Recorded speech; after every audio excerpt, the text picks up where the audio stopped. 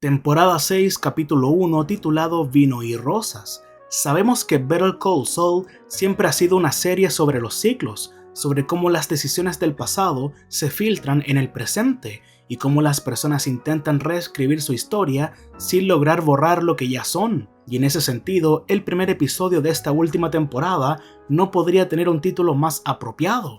Vino y Rosas no solo remite a placeres breves e intensos como el vino que embriaga y las rosas que se marchitan, sino que funciona como una elegía, una despedida a lo que alguna vez fue una vida de excesos, poder y falsa plenitud. Y también comparte nombre con una película de 1962 protagonizada por Jack Lemmon y Lee Remick, titulada Days of Wine and Roses. En ese film, un hombre introduce a su pareja en el alcoholismo con la mejor de las intenciones. Quiere compartir con ella su mundo, suavizar su dolor y hacerla parte de su vida, pero en el proceso la arrastra a la ruina. Aunque él logra salir, ella no. Y esa tragedia, la de alguien que cree que puede compartir su oscuridad sin consecuencias, resuena profundamente con lo que vemos entre Kim y Jimmy, porque este episodio también trata de eso, sobre el deseo de sostener una relación mientras el abismo se abre debajo de ambos. Además, este capítulo nos muestra los restos de la mansión de Saul Goodman,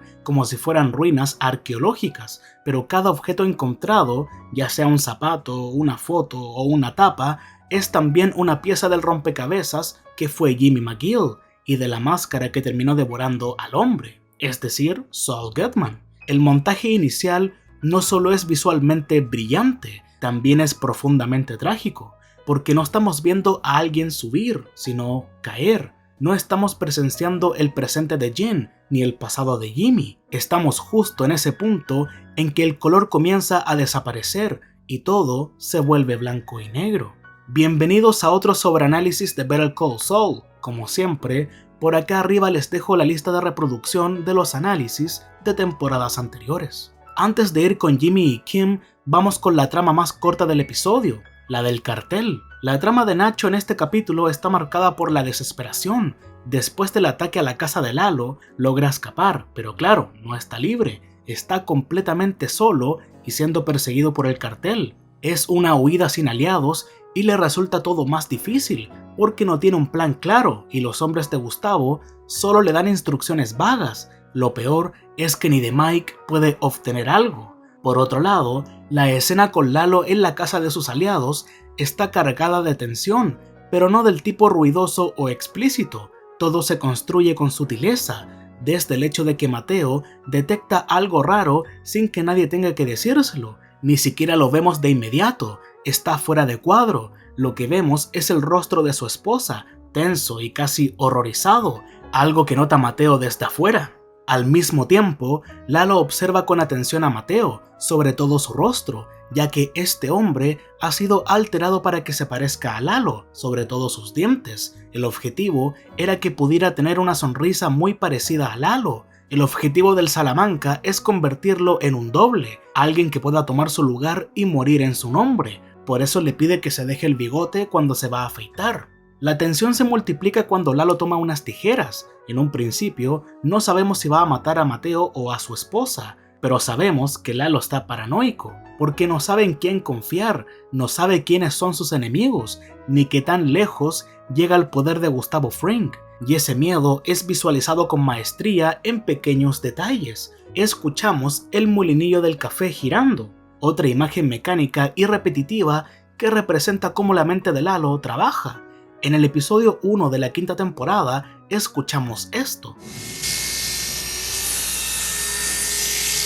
Porque ya estaba pensando en cómo hacer que el cartel descubriera lo que estaba construyendo Gustavo. Y en el capítulo 3 de la misma temporada, Lalo daba vueltas en su auto, lo cual en ese momento representaba que sus ideas estaban girando en su cabeza y formando algo inteligente, sabotear a Gustavo, aunque no le funciona. Son cosas que se mencionaron en sus respectivos videos. En fin, Lalo piensa que lo mejor es asesinarlos a ambos, y una línea aparentemente trivial ayuda a comprender el fondo de todo. Silvia le ofrece desayuno y dice esto. ¿Seguro que no quiere algo de desayunar? Los huevos son de esta mañana. Justo en ese momento se escucha el cacareo de gallinas. Por lo que vemos, Lalo está en una casa rural, pero el sonido lo remite de inmediato a alguien que está en su mente desde el ataque, Gustavo Fring o el hombre pollo. Aunque Sylvia hable de huevos, Lalo no la escucha, está concentrado repasando lo ocurrido. Es una escena sencilla, pero revela cuán marcado quedó Lalo tras el intento fallido de asesinato. Gustavo Fring vive en su cabeza, aunque no lo diga. Es por esa razón que actúa con cautela, por eso mantiene a Sylvia y a Mateo al borde de una cuchilla. Su única ventaja, como luego le dirá Héctor, es que todos, incluido el hombre pollo, lo creen muerto. Esa idea, la de estar muerto para el mundo, también se representa visualmente en la presencia constante de cruces. Una está en la casa de Mateo y Sylvia, otra en la parte trasera del camión donde viajará a la frontera. La entrada tiene forma de cruz. Tal vez esto representa que la cruz funciona algo así como una lápida, ya que Lalo ha sido dado por muerto, pero también hay otra lectura, más simbólica, como si, al igual que Cristo, Lalo planeara una resurrección. Ya lo vimos una vez, al final de la quinta temporada. Emerge desde los escombros como si hubiera salido de una tumba. Ahora planea hacerlo otra vez. En cuanto a esta toma de una hormiga sobre un dedo humano, la cual vemos justo antes de que los primos Salamanca inspeccionen los restos calcinados que supuestamente pertenecen a Lalo, pero nosotros sabemos que es Mateo, la toma de la hormiga está ahí para recordarnos algo. Ya habíamos visto a las hormigas invadiendo el helado que Jimmy dejó caer en la calle, justo antes de encontrarse con Lalo por primera vez. Ese fue su punto de entrada al mundo criminal Salamanca, y ahora otra vez las hormigas aparecen, como si confirmaran que la influencia de los Salamanca sigue activa, incluso cuando parecen ausentes. Las hormigas representan una amenaza silenciosa e inevitable. Se mueven como el cartel, en grupo y de forma organizada. Por lo tanto las hormigas como los Salamanca son invasores. Vimos hormigas aquí cuando Jimmy tiró su helado y Lalo se apoderó de él, y en este dedo, representando que Lalo sigue con vida, con el objetivo de buscar una prueba para arruinar a Gustavo. Y mientras tanto, del otro lado, tenemos a Mike. Su escena con su nieta es breve, pero dice mucho. La serie suele encerrar a sus personajes en espacios reducidos cuando se sienten atrapados, y eso ocurre aquí. Mike está completamente metido en la operación de Gustavo Fring. Además, no está de acuerdo con lo que Gustavo le hizo a Nacho. Lo dejó completamente solo en México. Y supuestamente Gustavo dijo que ya respeta a Nacho, pero nosotros sabemos que no es tan así. Y lamentablemente Mike no puede hacer nada, tiene que seguir órdenes. Y cuando su nieta está jugando con este tipo de torre, él comenta esto.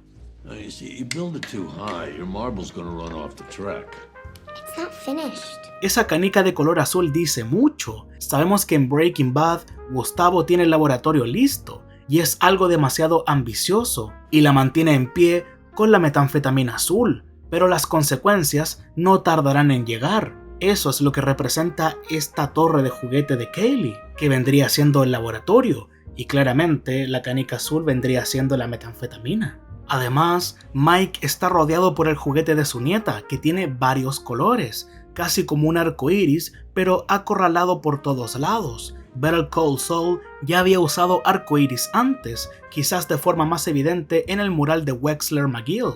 En la serie, los arcoíris son símbolos del ideal, la bondad o del sueño inalcanzable. Para Mike, ese arcoíris es Kaylee, lo único puramente bueno que le queda. Y como dije, primero lo vimos en el mural de Wexler McGill, más precisamente cuando Jimmy pinta el mural y cubre lo que queda del arcoíris, y ese momento puede verse de varias formas. Por un lado, refleja que la mitad de su relación era auténtica y la otra una fachada, como su asociación profesional. Por otro lado, es una metáfora sobre el desgaste emocional entre ambos. Lo que alguna vez fue una conexión equilibrada, ahora está desdibujado. Jimmy está cubriendo ese arco iris, borrando visualmente cualquier señal de armonía. El hecho de que lo haga justo sobre la mitad de la oficina de Kim refuerza esa idea. Ya no hay visión compartida. Aparentemente no hay final feliz para esta pareja. Pero bueno, siguiendo con Mike, cuando está con Kaylee parece estar protegido, pero a estas alturas de la serie ese escudo de ternura ya no basta. Un movimiento en falso, un giro equivocado de la canica y el arco iris se va. Nacho, en cambio, no tiene a nadie, está solo y corriendo sin un arco iris que lo cubra. Es como si el ideal que Mike intenta proteger ya se hubiera quebrado por completo en el caso de Nacho.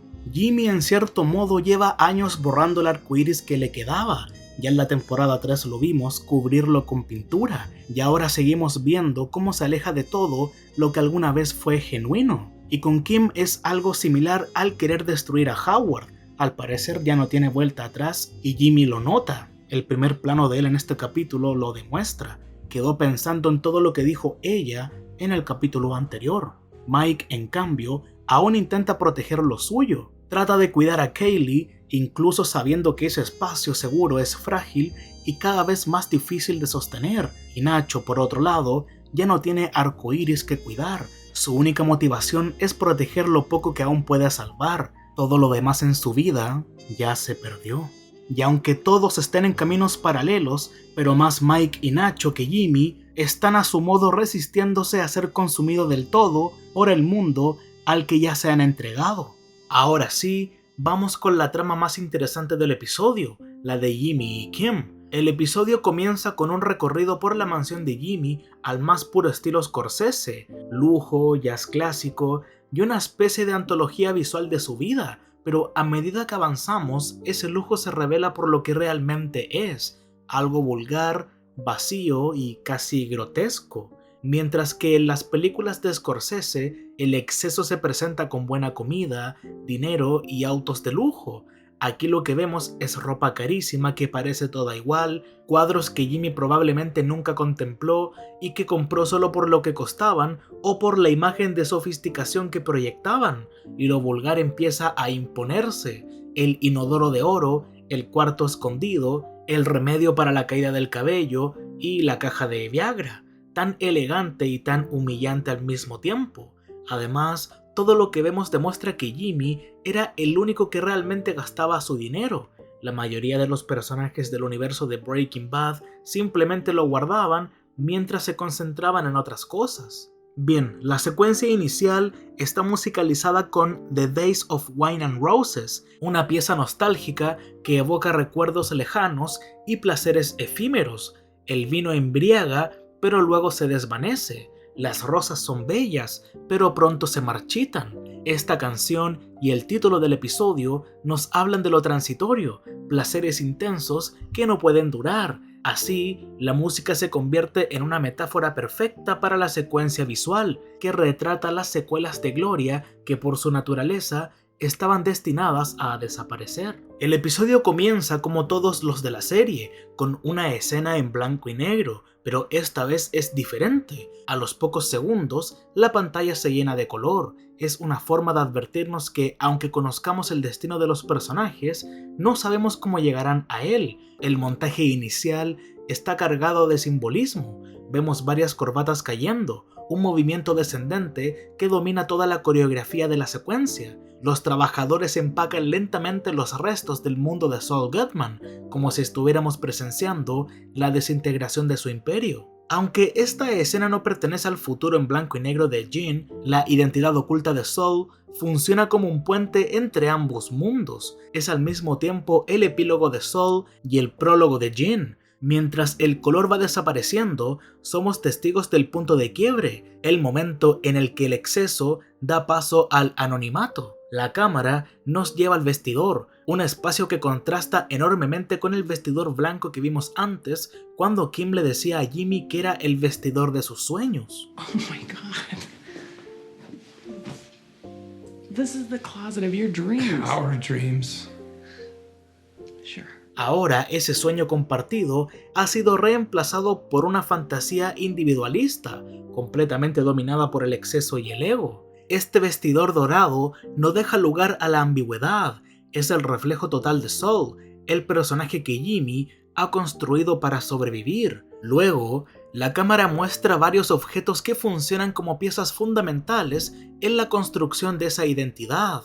Primero, vemos las zapatillas ortopédicas. Estas zapatillas están ligadas al episodio final de la tercera temporada. Jimmy las usa para sabotear la reputación de Irene y así acelerar el acuerdo del caso Sandpiper. Son símbolo de su capacidad para planear engaños meticulosos con una fachada inofensiva. Que las conserve revela que esa traición fue un punto de quiebre moral que no ha olvidado. Esta gorra Panavision. Joe Dixon es el director amateur que ayuda a Jimmy a filmar sus extravagantes comerciales. La gorra simboliza la dimensión performática de Saul Goodman. No solo es abogado, también es un personaje que produce su propia narrativa. La gorra remite a su necesidad de controlar la imagen pública, de ser director de su propia película o historia, en donde no quería que vieran a un Jimmy deprimido, sino a Saul, el abogado exitoso. Después vemos a la guitarra eléctrica, la cual la obtiene estafando a los gemelos dueños de una tienda de música. Fue un gasto impulsivo, pero recordemos que no fue pagado con dinero, sino con ingenio. Estafó a los dueños de la tienda y la consiguió, además de un poco de dinero. Libreta de contactos criminales. Este objeto representa su integración total al bajo mundo. Ya no es solo un abogado que defiende criminales, él también es un nodo en la red. Esta libreta es su puerta de entrada a lo irreversible. Que esté entre sus pertenencias más preciadas confirma su transformación en Saul Goodman como figura del crimen. Pelotas de CC Mobile. Estas pelotas aparentemente inofensivas simbolizan un momento de deriva en la vida de Jimmy. Estaba atrapado entre el duelo por su hermano y la incertidumbre sobre su futuro. Las pelotas, objetos diseñados para llamar la atención pero sin verdadero propósito, reflejan ese estado. Alguien sin dirección, dando vueltas, sin saber qué hacer con su energía. Cuando intenta recuperar algo de control, Kim rechaza abrir una firma de abogados. Esa negativa lo deja aún más desorientado, y para dejar ese sentimiento de lado, intenta vender los celulares en la noche, completamente solo, y aunque vende todos, lo asaltan. Foto del vaquero a caballo de Olivia Bitsui. Esta imagen del viejo oeste evoca libertad, resistencia y autonomía. Jimmy la defendió en su momento al enfrentarse a Mesa Verde, pero no por principios, sino para conseguir lo que quería. Pero al conservar esta foto en su mansión, ya no representa lucha ni ideales. Aún así, el vaquero puede significar otra cosa. Para Kim, Jimmy siempre fue ese tipo de figura, alguien que vive con más libertad, es más impulsivo y más arriesgado, como un vaquero. Bolsa con bolas de bingo. En el episodio Bingo, Jimmy realiza una sesión gratuita para adultos mayores, donde comienza a conectarse con clientes potenciales. Estas pelotas son un recordatorio de cuando intentaba ganarse la vida de forma honesta, aunque con tácticas cuestionables. Representan un pasado más inocente y menos corrupto que aún conserva. Escritorio de cocobolo de Davis & Maine. Este escritorio representa la cúspide del Jimmy abogado respetable, pero todos sabemos que eso no duró mucho, y ver este escritorio en su mansión como una reliquia es un recordatorio de lo que pudo ser y no fue. Es una pieza cargada de ironía y resentimiento. El primer cartel de Saul Goodman y asociados. Casi al final del montaje vemos este cartel, sin embargo, está roto e incompleto, donde solo puede leerse Saul Goodman y ASO. A simple vista, parece una truncación accidental de la palabra asociados en inglés, pero también puede leerse así, que puede significar Saul Goodman y alguien especial. En el transcurso de toda la serie, Saul nunca tuvo verdaderos asociados en su firma. La única persona que realmente fue su pareja asociada en sentido emocional, estratégico y afectivo fue Kim Wexler. Este cartel, entonces, se convierte en una metáfora visual. Es la representación física de una sociedad sentimental que ya está fracturada o condenada a desaparecer. La ruptura del letrero sugiere el desgaste de todo lo que ese nombre representaba. No solo había una identidad profesional que alguna vez fue firme, sino también la de un vínculo que ya no parece tan sólido. Si el montaje nos muestra este objeto roto y descartado, es porque la historia parece estar anticipando algo, que esa alianza, personal y profesional, atraviesa un punto de inflexión. Quizá, después de todo, los días de vino y rosas ya están quedando atrás. Tapón de la botella de zafiro añejo. Este pequeño objeto es uno de los más cargados emocionalmente. Representa su relación con Kim y su complicidad. es un fetiche del pasado, de una noche de seducción y juego. Que lo guarde es prueba de que, a pesar de todo, aún hay algo de Jimmy que recuerda lo que era amar. Hay muchos objetos más, pero no hablaré de ellos para evitar spoilers. Bien, la mayoría de estos elementos representan la ruptura moral, el talento para la estafa callejera y la obsesión por el control, las cuales son también semillas de su eventual caída. Detrás del espejo se encuentra un espacio íntimo, el verdadero refugio de Jimmy. Aquí no hay oro ni símbolos de poder. Este cuarto representa el reverso absoluto del mito de Saul Goodman. Detrás del espectáculo hay un hombre solo, asustado y deteriorado. El uso del color aquí es clave. Como se ha dicho en otros videos, el azul es el color que la serie suele representar como la verdad, la ley y la decencia, y aparece en objetos como el Viagra y el minoxidil. Jimmy es un hombre que intentaba recuperar lo que estaba perdiendo, su virilidad, su juventud y su humanidad.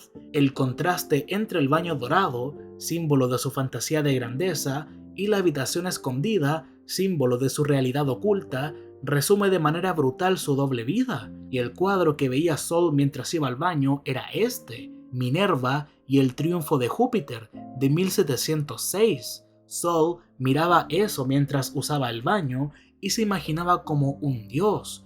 El baño dorado claramente es de Saul Goodman, el tipo invulnerable, el que se mueve por mundos que nadie puede imaginar, el que dice ser un dios y saca rayo de sus dedos. Pero en este otro baño está Jimmy, el tipo normal y vulnerable, lleno de traumas y tristeza. Mientras usa el baño dorado, una muestra clara del exceso y del personaje que ha construido, observa una escena mitológica donde Júpiter está en la cima, dominando la composición. Para Saul, esa figura representa lo que proyecta: poder, superioridad y control, pero este espacio contrasta con el otro baño de la casa, más sencillo y realista, donde está Jimmy. Aquí no hay oro ni grandiosidad, solo una sensación de vacío, tristeza y también desgaste. También llama la atención cómo el uso de colores en la pintura refleja el recorrido del personaje.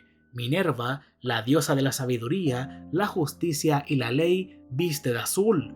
Otra figura en dorado sugiere flexibilidad o manipulación de las reglas, y Júpiter, en la parte más alta, aparece en tonos rojizos, asociados en la serie a la transgresión y el crimen. Entonces todo esto puede interpretarse como una representación del camino de Jimmy, desde sus inicios dentro del marco legal, pasando por una etapa más ambigua, hasta convertirse en Saul Goodman, un ascenso que le da estatus y lujos, pero a un costo alto. Luego vemos el famoso Cadillac de Saul siendo cargado en una grúa, y después una secuencia en la que se alternan dos tomas del personaje de cartón de Saul Goodman, una en ascenso y otra en descenso, que recuerda al final de Scarface, que enfatiza la caída de su imperio, y finalmente vemos el letrero roto de Saul Goodman y asociados. Todo lo que nos mostraron fue una gran narrativa visual del ascenso y caída del personaje. La escena culmina con las pertenencias de Saul Goodman, su imagen, su marca y todo su estilo, siendo arrojadas a un contenedor de basura azul. Es un cierre directo y simbólico. El color azul y el texto All American en el contenedor remarcan el contraste entre lo que Saul representa y lo que finalmente queda de él. Toda su construcción termina en la basura. El plano final se centra en el tapón de la botella de zafiro añejo, el mismo que Kim y Jimmy guardaron tras su primera gran estafa. La toma no solo apela a la nostalgia por los días en que sus juegos parecían inofensivos, sino que también que parecía romántico es lo que los llevó hasta aquí. La secuencia de créditos refuerza el concepto. La imagen está más distorsionada que nunca. Desde el inicio, la serie ha usado el formato VHS como metáfora de su pérdida de identidad progresiva de Jimmy. Cada nueva identidad, Jimmy McGill, Saul Goodman y Gene Takovic, se superpone a la anterior, pero nunca borra por completo lo que vino antes. El resultado es una imagen cada vez más degradada, con interferencias y rastros fantasmales. La apertura refleja esa idea. la palabra tracking sobre la pantalla azul de los créditos iniciales, lo que en un VHS indica que el aparato intenta corregir una imagen distorsionada, en el contexto de la serie funciona como una representación de Jimmy sintiéndose vigilado constantemente por la ley, por Lalo y por su propia conciencia. El color azul domina, aludiendo a la verdad, la ley y el peso del pasado. Luego, tenemos dos momentos que reflejan cómo Jimmy y Kim se van desprendiendo, de forma gradual, de sus antiguas identidades. Kim tira la taza del segundo mejor abogado del mundo, un objeto que le regaló a Jimmy y que lamentablemente no sobrevivió al tiroteo en el desierto. Esa taza, de un modo u otro, representaba su vínculo afectivo, una etapa más inocente de su relación. El hecho de deshacerse de ella indica que ya no queda espacio para ese tipo de afecto o para esa versión más ingenua de su historia juntos, además de representar que Kim sigue adelante a pesar de que Jimmy haya pasado por esto en el desierto, pero volveré a hablar de la taza un poco más adelante. Por otro lado, Jimmy le presta su traje, el mismo que usó varias veces en la primera temporada. El traje se lo presta a Kim para que ella se lo preste a un cliente de ella. Ese traje es parte de su imagen original como abogado, antes de volverse Saul Goodman por completo. Al entregárselo a otro, parece que Jimmy también está dejando atrás lo poco que quedaba de ese pasado. No lo hace con una decisión drástica, pero el gesto funciona como un síntoma más del abandono progresivo de su antigua identidad. En el juzgado, Jimmy intenta recuperar su confianza. Lleva el anillo que le pertenecía a su mejor amigo, Marco, símbolo de sus días como Sleeping Jimmy. Usa ese espíritu para enfrentar al fiscal y al detective Tim Roberts con soltura, pero cuando Jimmy revela información que no debía, decir el nombre real de Jorge de Guzmán, o sea Lalo, se desestabiliza. Ya no controla la situación como siempre. Antes manejaba todas las variables, ahora es solo una pieza más dentro de algo mucho más grande. Ni siquiera su viejo anillo le da la seguridad o el poder que le daba antes. Jimmy carga con esa tormenta emocional hasta su encuentro con Kim. La escena comienza con una imagen de Jimmy frente al letrero neón del restaurante, iluminado en azul y rojo. Ese contraste de colores ya lo habíamos visto antes, y nos remite a otra escena nocturna, vista en el episodio 9 de la cuarta temporada. Ambas secuencias comparten una misma estructura, una conversación sobre los límites entre lo legal, es decir, lo azul, y lo ilegal, o sea, lo rojo, representados también por su entorno visual. En ambos restaurantes vemos esos colores. En esa escena anterior, Jimmy llevaba la iniciativa, hablaba del impulso de su carrera como abogado, de los clientes que había conseguido gracias a su red de celulares, e insinuaba lo poderoso que podrían ser juntos. Kim lo detiene, diciendo que deberían usar esos supuestos poderes para el bien. En cambio, en esta escena, los roles se invierten. Kim es la que conduce la conversación hacia el plan contra Howard, mientras que Jimmy duda. Parece que él ahora es quien intenta identificar una línea moral que no deberían cruzar. Kim empieza hablando de su cliente pro bono, diciendo que fue el mejor día de su vida, porque estos casos le dan validación emocional, pero todo eso lo dice desde las sombras, porque es un momento privado para ella, que no comparte con Jimmy, y cuando vuelva a la luz muestra a la nueva Kim, Sleeping Kimmy, para empezar a hablar de hacerle la vida imposible a Howard. Además, le sugiere a Jimmy que cambie de auto, se burla del vehículo que conduce y lo reemplaza simbólicamente al sugerir el Cadillac blanco, un ícono de Saul Goodman. En este mundo, el auto es una identidad.